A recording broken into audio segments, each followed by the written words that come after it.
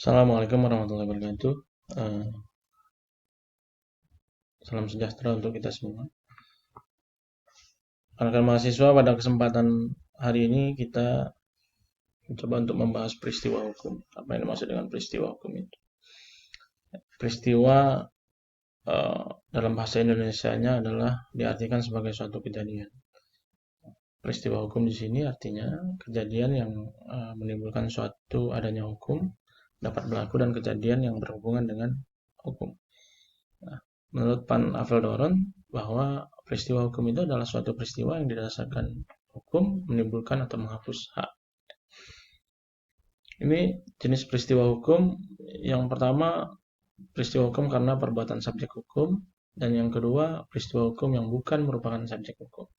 Nah, perbuatan apa saja yang kemudian masuk dalam peristiwa hukum karena perbuatan subjek hukum itu?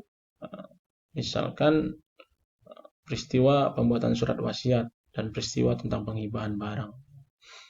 Itu peristiwa hukum karena perbuatan subjek hukum. Peristiwa yang bukan perbuatan subjek hukum itu adalah semua peristiwa hukum yang tidak timbul karena perbuatan subjek hukum. Akan tetapi apabila terjadi dapat menimbulkan akibat-akibat hukum. Contohnya misalkan kelahiran seorang bayi, kematian seseorang, dan kadaluarsa. Ya. Nah, yang berikutnya adalah perbuatan hukum. Perbuatan hukum itu merupakan setiap perbuatan manusia yang dilakukan dengan sengaja untuk menimbulkan hak dan kewajiban. Ya. Luqman menyampaikan bahwa perbuatan hukum itu adalah perbuatan yang bermaksud menimbulkan kewajiban hukum atau melenyapkan mengubah kewajiban hukum. Sehingga perbuatan hukum adalah perbuatan manusia yang sengaja dilakukan untuk menimbulkan hak dan kewajiban. Jadi semua peristiwa yang dapat menimbulkan hak dan kewajiban adalah merupakan perbuatan hukum. Ini perbuatan hukum yang dari bersegi satu, ya. Setiap perbuatan yang berakibat hukum, akibatnya ditimbulkan oleh kehendak satu subjek hukum, yakni satu pihak saja. Misalkan perbuatan hukum yang disebut dalam pasal 132 KUH Perdata, ya, hak seorang istri untuk lepas haknya atas barang yang merupakan kepunyaan suami istri berdua setelah mereka kawin atau harta kerugian. Nah, perbuatan hukum yang bersegi dua, ya, ini setiap perbuatan yang akibatnya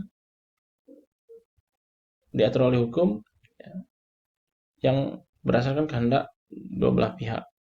Setiap perbuatan yang bersegi dua merupakan perjanjian, ya, operans com, seperti yang tercantum dalam pasal 1313. Ya. Perjanjian itu adalah suatu perbuatan menyebabkan satu orang dan orang lain mengikat dirinya pada subjek hukum lain atau lebih. Ini. Perbuatan subjek hukum yang merupakan perbuatan hukum merupakan perbuatan subjek hukum yang akibat hukumnya dikehendaki pelaku. Jadi unsur kehendak merupakan unsur esensi dari perbuatan tersebut, gitu ya. Contohnya perbuatan jual beli, perjanjian sewa menyewa, perjanjian pinjam meminjam, dan lain sebagainya. Lalu perbuatan subjek hukum yang bukan perbuatan hukum adalah perbuatan subjek hukum yang berakibat hukum, ya, tidak dikehendaki oleh pelaku. Perbuatan-perbuatan yang dimaksud seperti perbuatan melawan hukum, on rahmatihdat, perwakilan sukarela, zakat warning, dan pemberian kuasa, that's giving. Ya. Ini perbuatan melawan hukum, on rahmatihdat. Rahmatihdat ini berdasarkan pasal 1365 KUH Perdata adalah tiap perbuatan yang melanggar hukum yang membawa kerugian kepada seseorang, yang mewajibkan orang yang kena salahnya menerbitkan kerugian itu mengganti kerugian. Jadi siapapun yang melanggar hukum, melakukan perbuatan melawan hukum, maka dia harus menanggung risiko dan mengganti kerugian yang disebabkannya, gitu ya. Nah, R. Wirjono Projodikoro juga menyatakan bahwa perbuatan melanggar hukum lebih tepat mengingat perkataan perbuatan melawan hukum merupakan istilah yang lebih bersifat teknis yuridis yang artinya secara tepat hanya mungkin didapatkan dari peninjauan tujuan dari pasal 1365 KUH Perdata. Jadi Jono Projodikoro lebih cenderung mengarah pada pengertian apa yang ada di dalam pasal 1365.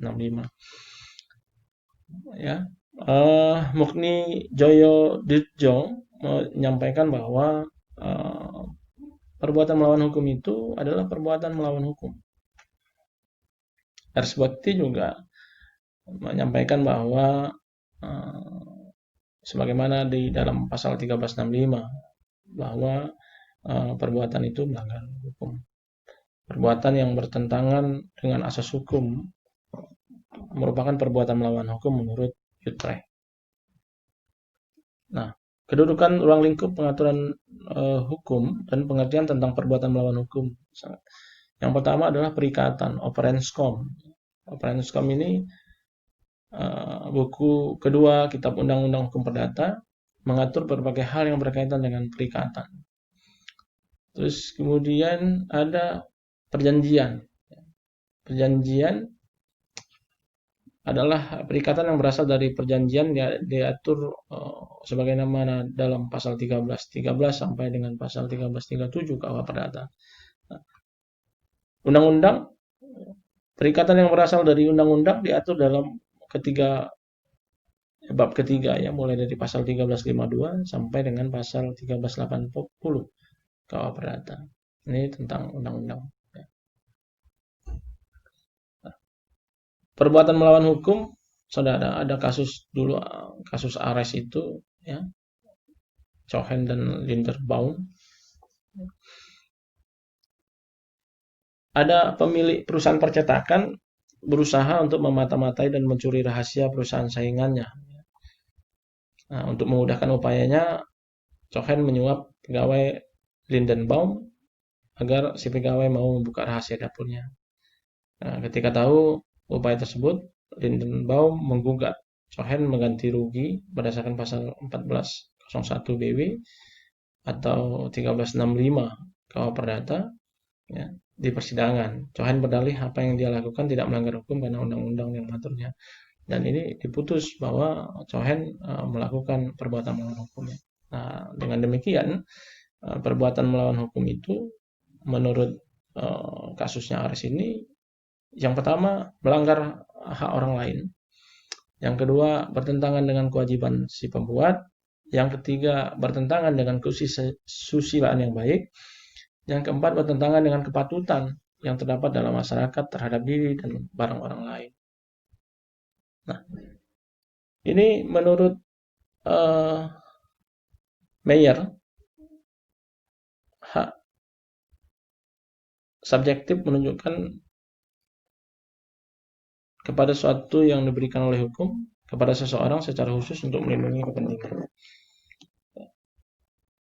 Yang berikutnya adalah hak subjektif, hak yang diakui oleh jurisprudensi adalah hak pribadi seperti hak atas kebebasan, nama baik, dan kehormatan, serta hak harta kekayaan. Yang berikutnya adalah bertentangan dengan kepatutan.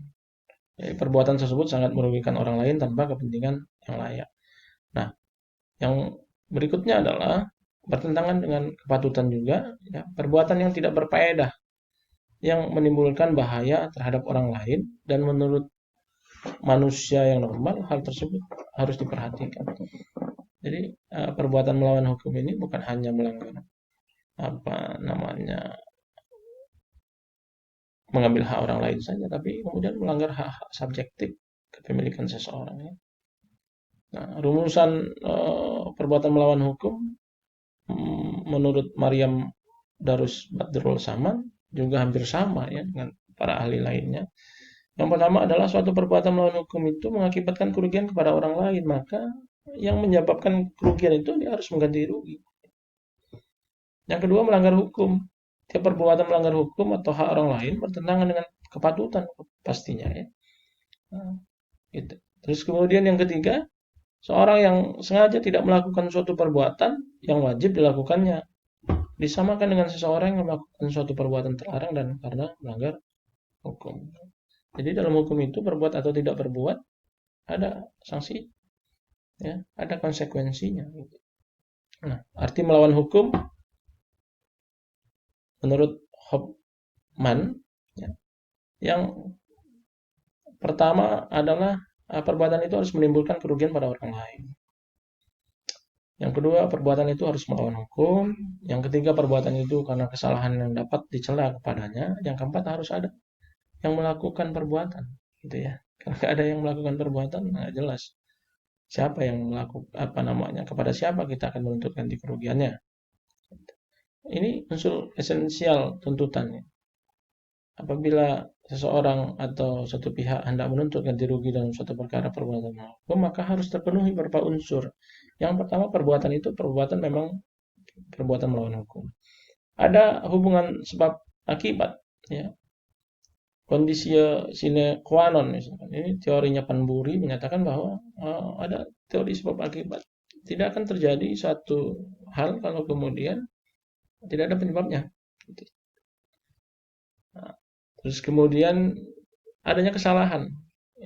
Akibat perbuatan si pelaku menimbulkan sesuatu yang dapat dipertanggungjawabkan kepada si pelaku. Yang terakhir adalah ada kerugian, nyata kerugiannya. Baik kerugian materi maupun imaterial. Gitu ya. Nah, yang berikutnya adalah perbuatan sukarela untuk kepentingan pihak ketiga.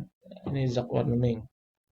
Yang dimana perbuatan yang akibatnya diatur oleh hukum, walaupun bagi hukum tidak perlu akibat tersebut dikehendaki oleh yang melakukan perbuatan itu. Ini pasal 1354 KUH Perdata menyebutkan jika seseorang dengan sukarela dengan tidak mendapatkan perintah untuk itu mewakili urusan orang lain dengan atau tanpa pengetahuan orang ini, maka ia secara diam-diam mengikatkan dirinya untuk meneruskan, ya, menyelesaikan urusan yang bersangkutan. Ini contoh Zakwarneming misalkan. Ya, si A adalah seorang karyawan dan memiliki seekor kucing peliharaannya yang berada di halaman depan rumahnya. Jadi pada suatu waktu A diharuskan pergi meninggalkan rumah selama 3 hari karena urusan kantor. Nah, yang B merupakan tetangga dari A. Suatu waktu B melintas di rumah A melihat kucing tersebut dalam keadaan tidak sehat, lalu dengan inisiatif sendiri memberikan makan dan minum serta memandikan kucing tersebut. Maka B melakukan Zakwarneming untuk mengurusi kucing peliharaan si A. Ya. Nah, Zakwarneming, ya, disebut sebagai gestor. Seseorang orang yang melakukan Zakwarneming itu disebut sebagai gestor. Seseorang gestor memiliki hak dan kewajiban apabila berdasarkan kitab Undang-Undang Hukum Perdata. Ini gestor berkewajiban untuk bertindak sebagai bapak rumah tangga yang baik. Ya. Gestor berkewajiban untuk meneruskan pekerjaan yang telah diurusnya, ya, sampai dengan orang lain diwakili dapat meneruskannya. Terus kemudian gestor juga bertanggung jawab atas kerugian orang yang diwakilinya, ya, yang disebabkan karena pelaksanaan tugas yang kurang baik dari gestor.